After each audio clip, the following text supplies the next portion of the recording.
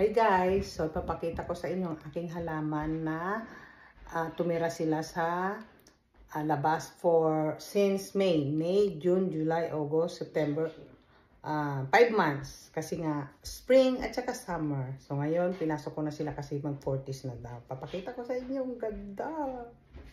Ay, ang laki ng aking halaman.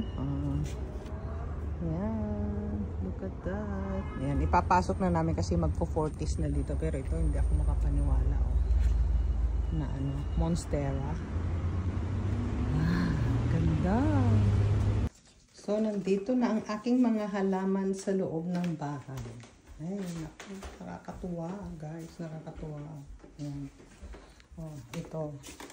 Ang laki, busog sa pagmamahal to, diba? Ilang kamay ko, grabe, siguro 3 kamay ko ganyan, diba? Ganda.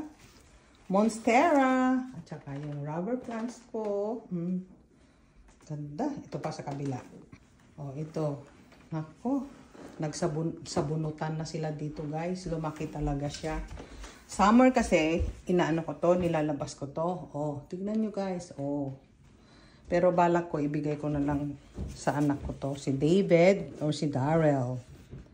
Yan.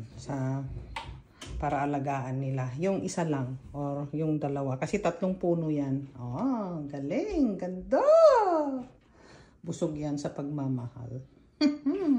Dito naman tayo sa aking fiddle leaf. Lumaki naman siya, guys. Ganda. Diba? Lumaki. Yan. Ito yung bougainvillea ko. Inalagay ko lang dyan. We'll see kung mabubuhay siya makaabot siya hanggang spring. Next year. We'll see. Diba? So, anuin ko lang muna dyan. Pero ibababa ko rin to sa basement. Kasi merong dun light talaga na para sa mga halaman. Yan, ganda! Love it!